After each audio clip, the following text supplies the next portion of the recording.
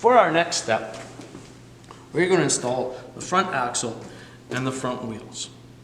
If you use these plastic wheels, one thing you need to be aware of is there's going to be a tiny piece of plastic left over from when they remove it from the mold. It's called flashing. So it's easier if you use a piece of sandpaper carefully with a knife and just knock the little piece off. That could prevent your mousetrap car from moving, or it will also definitely slow it down because every time that little lump has to pass the surface, it will cause it to slow down. This step is very simple.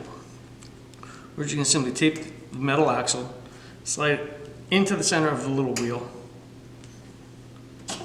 install them into the front of the mousetrap car, and then put the other side on. Now is when you can kind of squeeze them together.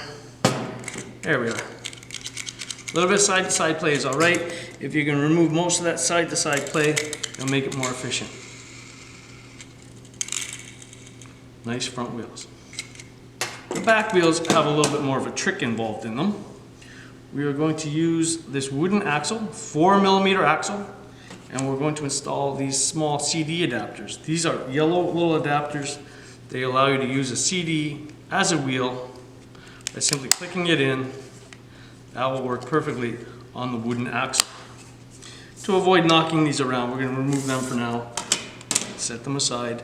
We'll take this piece here, install it into the yellow hub. You want to push it in until it comes flush with the outside of it. Just be careful.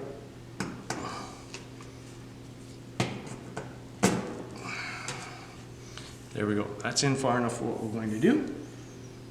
We're going to slide it into here. We need to have a distance that will allow the wheel to get nice and close without a lot of side to side, but you do not want the wheel to touch. We're going to use these handy little cutters, and we're going to cut, if you see how I'm using the edge of the cutter as my reference, like this. We take this other portion here, slide it into that hole,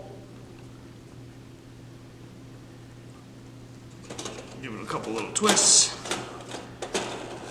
There we go. We've got our rear axle installed in our mousetrap car. Now this one is touching slightly, so we can just pull them apart just a hair.